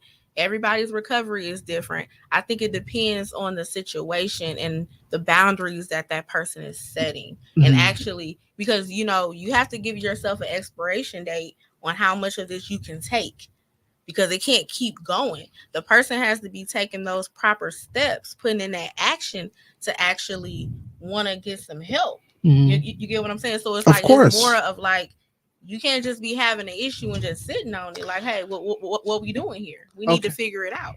Right. So basically, I think what you're saying is you can't just sit around and watch them abuse it, and you're trying to help them, but they're not ready, and they just want to abuse. They want to abuse. At that point in time, I can't stay. Yeah. So because now it's jeopardizing my well-being as well. And until that person is ready to get help, I got to step away for a second. I can come, like we were saying earlier, I can still come check on you. I'm still here for you. Love you from afar. And it don't even have to be that far. I could be right up the street. Yeah. I'm going to come check in on you. From afar. I can only imagine. That's a tough situation. Yeah. And I think even, I think the same thing goes when it comes to your children. So, yeah. If your children is dealing with something that's close to what you're dealing with, it's like you're not going to walk away from your children. You got to actually put on that, that armor of protection. Like, hey, God, I need you to guide me through this and lead me through this, because this is a lot. So in situations like that, you can't just put your will into it. You got to put God on it. But if your child, I've seen this too, your child stealing your TV, and you come home, your jewelry gone, and and they done left with your car, and all your rims is off, and now you trying to break me while you breaking yourself. That's what we were saying earlier. that's when I know it's time for me to remove myself and not be as available, because now you're gonna have me at the bottom with you. And how can I help you if we both at the bottom? Yeah. Peace. Right? I'm gonna go ahead and clap for that, because Yes. I wish I would have seen you at the event that we held at Kinky's. Weren't you there? Yeah, Were she you was there? there. I knew I seen your fine ass. Sheena has All been right. at everything. What are you Okay. talking about? Look, Shit. this Boundaries. is what we were. This is what we were talking about Boundaries. at the podcast. I was there. Yeah. She was there. Yeah, I was She's there. been She was to there. each one so far. But Mhm. you All brought right. And up she'll be at game night Friday All hosting. right. Hosting. Can I get But some? No, that- you gonna leave me that hanging? brings up All right. something. You just said something, and I kind of want to pivot on this a Yeah. little bit. Is changing social norms when it comes to parenting. There is a major generational curse that slowly but surely we are breaking, and it is the types of discipline. Mhm. There are a lot of adults between the ages of 30 and 50 that are still suffering from child abuse from a generation of parents who believe that the belt was the answer for everything. Spare the Getting rod, you snatched spoil out the the bed. child. Man, getting snatched out the bed in the middle of the night because you ain't do the Oh, dishes. yeah, And- that's and- good though. Is that not good or is that not bad? No, I that's- have a whole different. Okay, so now he's then brought the whole spectrum Yeah, I of have a whole discipline. different outlook on No, that. and the reason why He brought the whole and I'm going, and the only reason why I'm going here with this one is All right. because it is definitely still a very taboo yet highly talked about topic right now, because some people are still suffering from serious childhood trauma Yeah. from that. And unfortunately, it's one thing to discipline your child and even do it with physical. It's another thing to abuse your child. And that's something that's actually a generational curse that has been handed down to us since slavery. Yeah. Because when it came time for discipline within in the slaves' houses, they only knew how to discipline what they have been seen as discipline. So a lot of people would literally go Whip. to belts and whips and stuff like that, Switch. and switches and whatnot, because that's what Extension they cords. seen previously before. Yep. And the only reason why I'm bringing that up is because there were times where physical abuse was too extreme for the Mhm. circumstances. And now we have a generation where we're trying to navigate when it is good and when it is not good, because you have some households that will never whoop or spank their kids at all. And they have very successful children Mhm. who grow up and they become the pillar of the community. And meanwhile, at their cousin's house, they get whipped for everything that their cousins are growing up in fear. Yeah. Now, they still may become pillars of society, but it may also be a little fucked up. Yeah. Okay. I am an example of a household that was ruled by fear. Mhm. You know what I'm saying? Mhm. Would you consider yourself a pillar? I have given people a platform to be able to sort out Yes. their society problems. So yes, I would consider Yeah. myself a pillar. Mhm. Yes. Definitely. Put like this, I'm a good person. I was about to say, you better toot that motherfucker. I'm a good person. Is it a toot? better on here? toot your you gotta Ain't you gotta you gotta toot you gotta toot horns Ain't no horn, toot for me toot to get tones on, horn, but- toot Yeah. tones horn. Ain't no toot So going on. so it's No, but the reason No why I want to diddy. bring that up is because now we tend to have, with the generation of parents starting as early as their teens Mhm. now, Mhm. they're still navigating childhood. Some of them are just now experiencing adulthood, but they're also experiencing motherhood and fatherhood at the exact same time. And then they don't have the proper example of how to discipline. And then here's this 8-month-old baby with colic who's crying his eyes out, and they don't know how to deal deal with this with it. situation. Exactly. So the first thing that they want to do, because once again, they're Whoop still the kids, child. is they want to pop the kid and spank the kid. And it's like, this becomes your default. Or we're labeling the kids as being bad, and really all they are just being active and curious. Yeah. Yeah. So I'm not saying there are not moments where you ain't got to pull a belt out on that little nigga because he wild. But at the same time, we can't be the folks in the grocery store telling little Billy to stop because he having a whole fit. Right. You know what I'm saying? But that's one, I think the societal norm, what I basically get to what it is, we need to have this discussion somewhere in the world where we got to figure out what healthy Discipline really looks like. You know, yeah, that's what I was talking about. That's a great point. Especially when they start to become teens, because I don't know what the hell happened, but when girls turn into teenagers, y'all be having a hard time with them as moms. Like, I've seen so many. I didn't really struggle with my daughter. Your kids are amazing. different. Your kids are amazing. I don't know what you put in your kids, but your kids is different. Okay, they are different. I don't know your kids like that, but they are amazing. Why are you holding the mic like because that? They don't need to know that. Your kids and are I only amazing. Seen Mike. I've seen all four of them, but the way your son and your youngest bonds together is that's unrealistic. You know, They're tight. They real tight. They tight. And then the fact that your second youngest, you have to remind yourself she there. She be quiet. She be too quiet. But that's beautiful. It is. And then your other one is respectful, even though she's at that age where most women would be having these combative issues with their daughters. Y'all are like still calling, checking in, talking. Y'all respect each other's boundaries. Yeah. Y'all have that conversation in the cars and y'all have a great relationship. So your kids don't count. Well, her children is mac and cheese. Yep. So it's a mixture of things. And that's what I meant by mac and cheese, like her the way she communicates. That's what I was getting at. Yeah, it's the communication that you cultivate within your community of family. Sorry, I've been drinking. No, it's okay. Yes. See, What you and I'm gonna hold you accountable. Yes. No more drinks for you tonight. No more. One more. No more. Nope. Nope. Eat a sandwich first. I'm not on camera. But look, it's the you. communication that we're trying to cultivate that is familiar within our family. Is what I was trying to say. Like you've created and cultivated this comfort with your children and with your family, your friends, everyone. And I make it a point to them, and I tell them when I was growing up, I tell them, I'll be real with them. Because we had an Uncle Johnny. When I was growing up, Uncle Johnny. We did have an Uncle Johnny. We had an Uncle Johnny. Yeah, when I was growing up, speaking this of happened. all this time. I wasn't actually talking about him. It was just a generic name. Jerry Curl. He is funny, but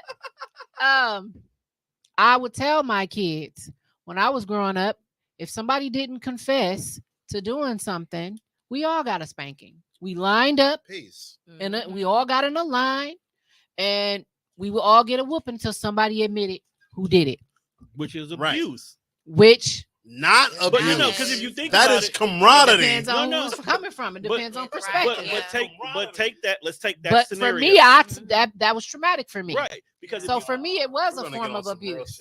Okay. I'm just being honest. So let's take that concept. So I've used that as an example for my kids so that they understand. But I am choosing to treat you as a person, right? In a sense of I am going to talk to you. I'm going to communicate with you because at the end of the day, I want you to feel safe enough to speak to me. When you make a mistake, you need to feel safe enough to come to me and say, "Ma, I messed up." Exactly. And I'm not about to line you up and you know what's funny? It's if you take that and you take that thought process, that is one of the things that is definitely deeply rooted in slavery. And the behaviorism of doing that. Because even if you think back then, when the overseer wanted to know who did what A, B, C, D, breaking the book, they would put them all. It'll create dissension. It will create that you don't trust in regards to each other, and now we snitching on each and other. you snitching on each other, and now you my brother, you my sister, you and don't I want gotta to take tell. your little sister nowhere with That you type of stuff. because But she gonna go back and tell because she gonna go back and tell because she don't want to get an unnecessary whooping that ain't got nothing to do with her. So now you start having a crack in the family structure as a whole, all because you wanted to make them confess to something materialistic that happened instead of cultivating a safe space where they should feel comfortable with coming to you and be like, mommy, daddy, I accidentally broke the lamp. Yeah. We were in there playing in the front room. I know you told us not to, but we were bored. So we started throwing the ball around and we broke the lamp. Yeah. Okay. You're going to get in trouble for playing when I told you not to, but you're not getting in trouble for breaking the lamp. Right. Because one, that's materialistic. We can replace that. Two, I need to go in here and make sure there's no glass all over the place. Let me make sure you okay. I got to check to see if you okay. Like there's other things I have to worry about instead of trying to figure out which one of you two broke it. At the end of the day, the lamp is broken. There's no reason to be upset about that anymore. Right. The case now is I want to make sure that you're safe, but more importantly, I want to make sure that you're safe enough to talk to me. Because if you build that when you're younger and you got your kids comfortable with coming to mom and dad about the little things, now you ain't got to worry about them worried about not coming to you for the big things. Damn, and that's what I do with mine. The way you just expressed that, you made me want to have kids now.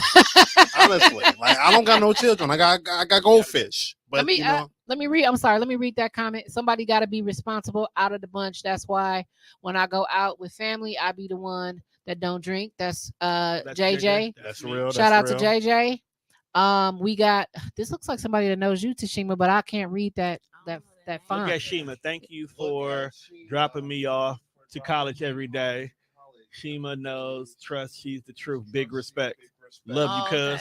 Love you, cuz. Okay. Yes, okay. And so we got two JJs in a row. I even yelling at my son. Yes, and Brittany, I know that you hate yelling at your son, but you got to understand that there's a difference between, talking with someone and talking to someone. You have to talk. I think our son them. Is like 3. Talk with them. Yeah. I don't know. I don't have any children, like I said, but I know that just brings another societal norm. Stay in a child's place. Yeah. But when you were saying things about Uncle Johnny, I wasn't saying anything about Uncle Johnny. Let's be clear. We are not talking about Uncle Johnny. Okay. I'm just saying Uncle Johnny as a quotation. Yes, quotation. You see my hands, bam, bam, tap it. Anyways, when you're talking to Uncle Johnny saying, hey, I think that you had too many things to drink. That's another norm of staying in a child's place. How you see that? Mind your business. Mind your business. And when as me growing up, like as that feeling that you people don't get call me out on my own bullshit. That okay. All right, you're a little kid. You shut up and you shut up and sit back. But what if your kids? No. And I'm just gonna say for me. Yeah. Now in my days of drinking, it was my kids. You were lit. That point out certain things and say, "Mom, you okay? You been drinking?" Like they point out those negatives. You get what I'm saying? Yeah. So sometimes you need that for your kids to call you out on your stuff because it kind of puts you in a place of like, am I doing? Yes. I must be if my kid's saying something. But that's the guilt and a lack of accountability because I love anyone who can call me out on my shit. If I got something on my face, I don't care if it's a bum, my nephew, my friend. Tell me I got something on my face. All right. What you were saying, Tom? I was getting ready to say, going back off of the Brittany's comment and then following it up with Tashemia's in regards to it.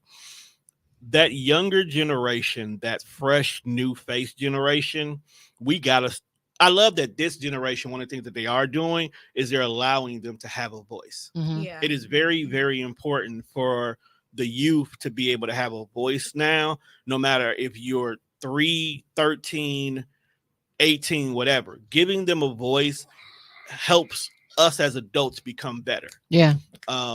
My daughters are 8 and 11 because one of them just had their birthday. Got beautiful daughters, by the way. Beautiful And daughters. You've met my daughters. I They're have. very quiet, very reserved, very girly. They're They little are. princesses. They are. But they also convey to me. We talk. I speak to them. I figure out, how are you feeling? My youngest is very vocal about everything that she does or doesn't like in regards to it. And because of that, it made me a better parent because I now know how to maneuver with you. I know what are your triggers, what are your happinesses, how you speak. And more importantly, it created a bond that my daughters have no problem talking to me about anything. But at the same time, they make better life choices because they don't want to disappoint me. I haven't had to whoop my kids at all. Okay. I haven't had to whip mine either. I apologize. When my youngest, when they were younger, and I used to catch myself getting frustrated at some of the things that they did. And growing up from a household where my mom used physical discipline, it was my first reaction at first. But then I started getting to the point where I would catch myself and I'd be like, did this deserve a whooping? Was this severe enough that I had to pop their hand? I don't feel like it's ever that severe. I don't know. When is it severe? But see, the thing about it is, me asking that was not about really asking if the situation determined that. It was more so resetting my mindset of physical discipline is not necessary, especially with this generation. Early, because this generation is very sensitive, snowflakes. It's very materialistic and emotionally available that little things like taking stuff or reducing their access to things or limiting their level of communications, that has a major impact on them. Like my daughters right now, they love their phones. I don't ever have to discipline you over your device. Like I don't have to whoop you. All I have to do is limit your access to it. I have to limit your access to what you can and can't do. And that has more of an impact on their behaviors and changing their behaviors than any physical thing.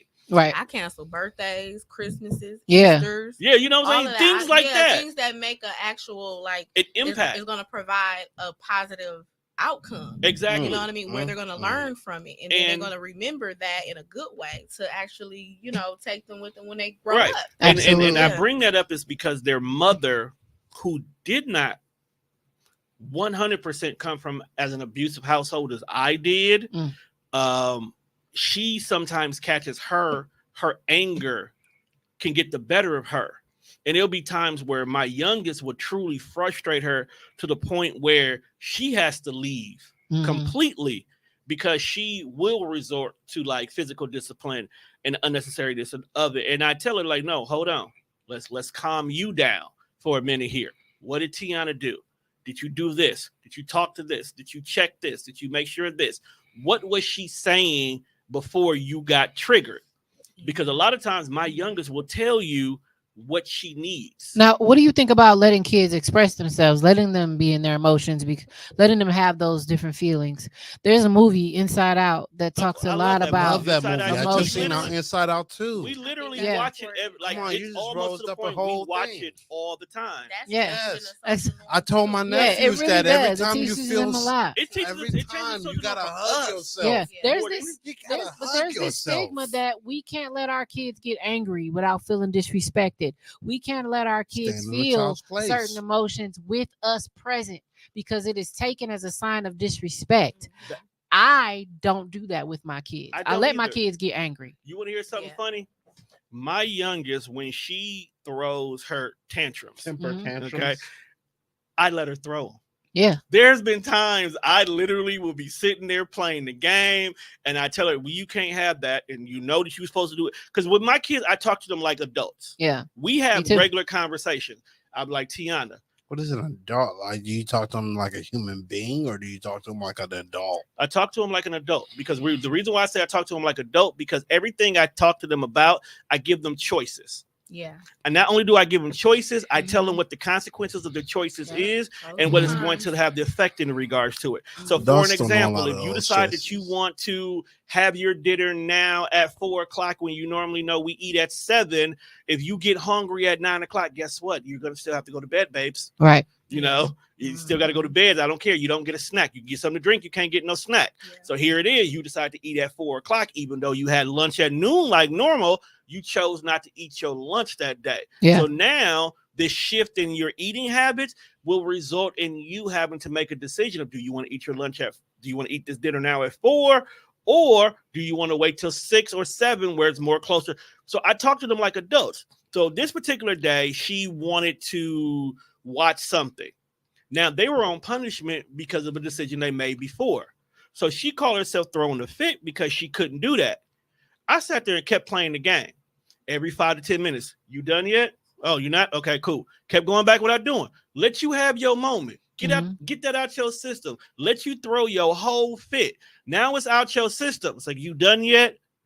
Yeah. So what did we learn? I can't watch TV. Okay, go to bed. Like, get it out your system. I'm not going to make you go to bed with anger on you. Right. Because it doesn't resolve anything. Let's find out why you're angry.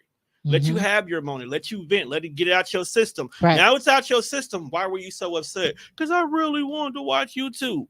But why can't you watch YouTube, though? Because I didn't do this. So it's your fault. It's consequences. Like you say, so what can you do to change that? Well, I can make sure my homework's done. And see, that's how I like them to learn. Right. Those are the type of lessons that I would prefer them to learn from, is that I'm walking you through the journey of your decision. Yeah. Exactly. Let me tell you. Oh, so you wanted to go to this event, right? You spent all your money. You could have made wiser choices. You didn't have to have the cotton candy, the large lemonade, the slice of pizza, and the corn dog. And now you spend all your money at the fair. Now, later in the week is, Ma, can I get $20 to go to the mall? What happened to your allowance? I spent it at the fair. So then what are you doing at the mall with no money? You making bad life choices. So now it's teaching you need to be more mindful of how. And now we're talking about the value of money. Now we're having even better conversation. We're talking about money. What does it mean to you? What is your relationship with money? Why is money important? Now we're opening more doors to create more dialogue. And let's stop right there. That is Damn, also another social kids. norm that we are changing making now. me want to have kids now. But that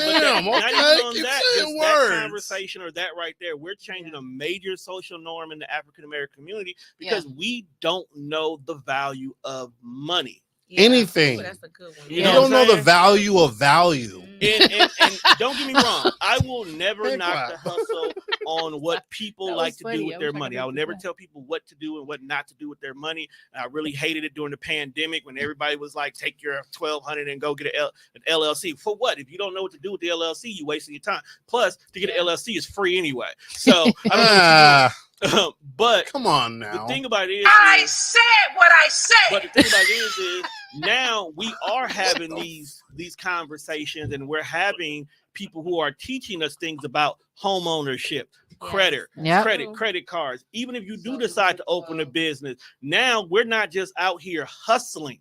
Right. We're now being actual entrepreneurs. So if I'm over here and I decide to create myself a t-shirt business, I'm not making t-shirts so I can sell them at Bastille Days and make a quick bucks. No, I'm creating myself a whole brand now. I'm now learning how to take my own money and make it my capital, but turn around and how to make my capital make me money. Right. Now we're starting to understand what the word capital really means. It's not just the street on the north side. Right. It actually has purpose, and it's a reason to grow it. You know what I'm saying? Not everybody was here for that. Not everybody was here for capital. Hold on, but even now, people are getting bank accounts. I remember my brother, I love my brother to death, but I remember there was a point in time where he was working a job, and he was at the job for 5 years, and every single Friday, because he got paid weekly, he's at the cashiers cashing his check and then putting his money in his pocket. And I'm sitting here like, bro, why don't you have a bank account?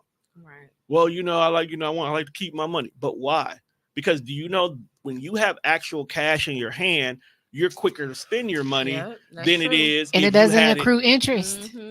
Well, it save. depends on the kind of accountant. That's Yeah. another conversation. You know, I Yeah. work at a financial Or institution. people not paying into their 401k. Yeah. People you don't even know. Retired. People don't have Right. life insurance. People don't even I- know. People don't know you yeah. don't need a job to have life insurance. Yeah. I You know think what I'm saying? $7 a month, y'all. It's a $7 lot. a So month. people are learning a lot now, way more than we ever did. Like I've had my 401k bail me out, Mhm. and I didn't even know I had it. Yes, exactly. I've had it was. I remember this was my very first apartment I It's my had. mentor. Finances got hard. I lost my job. I'm behind 3 months on the rent. All of a sudden, randomly, I get a letter in the mail, and it's like, well, here's a summary of your 401k, and it's like $5,000 in there, and I'm like, hey. You said thank you, God. I'm like, hey. So I call up. That's where I get $10,000 came. I call up, got a little Asian Fine. lady on the phone. I was like, hey, Retirement. what is this? What is my 401k? How do I get this money? Like, how do I get access to this money? She's like, yeah, if you want to, we can go ahead and send you money right now. It's like, oh, do I get all of it? Well, you know, there's going to be a penalty. How much is the penalty? Okay. So at the end of the day, I'm still going to get $4,000 out of it, right? All right, cool.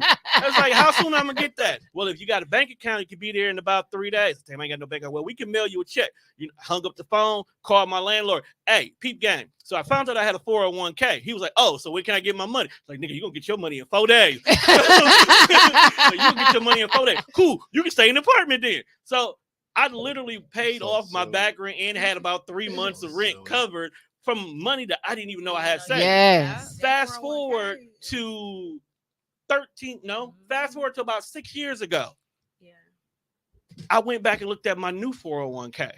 My sister said, hey, Tone, I want to start a podcast. You and your brother already got something going on, but I don't like how y'all sound because it sounds shitty. We need something better.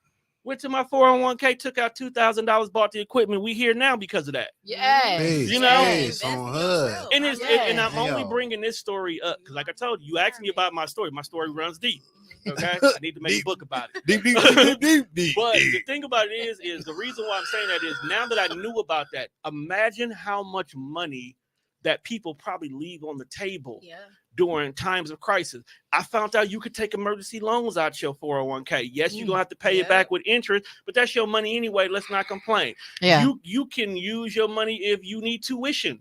You say you want to go back to school. You got a 401k at your job. You can take money out for tuition and they ain't even going to charge you. Right. You need your roof fixed or anything done in regards to your house. You can take money out your 401k and get these home repairs that you need done that you didn't know you have done. This is money that a lot of us have that we don't even know exists. And the reason why I'm bringing this up is because the social norm right now is changing the narrative of what finances used to look like. Yeah. Our parents used to say, don't owe nobody nothing. Pay everything off in full. Don't never have to owe anybody. And then next thing you know it, we decide to say, okay, I got a wife, I got kids, I want to go buy a house.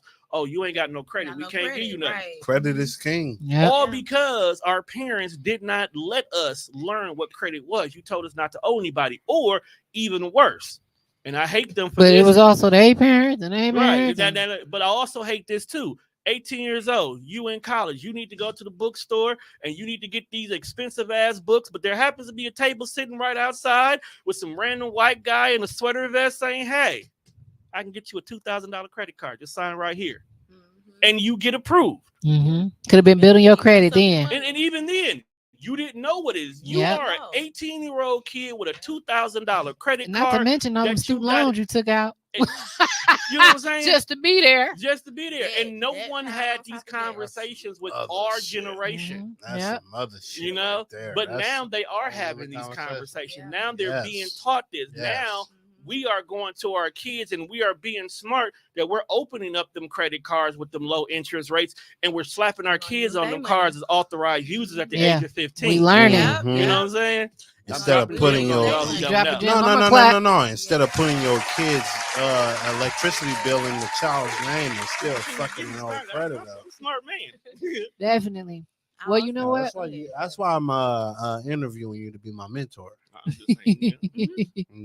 Well, this has been a dope conversation. I feel like we're gonna have to do this again, Tashemia. I got some more to say, but it's okay. I know. Yes. But Tashemia, you part of the family, so it's not like you won't. You can come anytime. Right. That's No, what I'm I'm like. thinking We about gotta do this opening up my again. own podcast. Now that I'm thinking about it, y'all some beautiful women, and if I can have y'all say more words, hashtag podcast, more words. I'm done. Yeah, it was. But Yes, this was a great conversation. I mean, it's so many other things that we can dive into.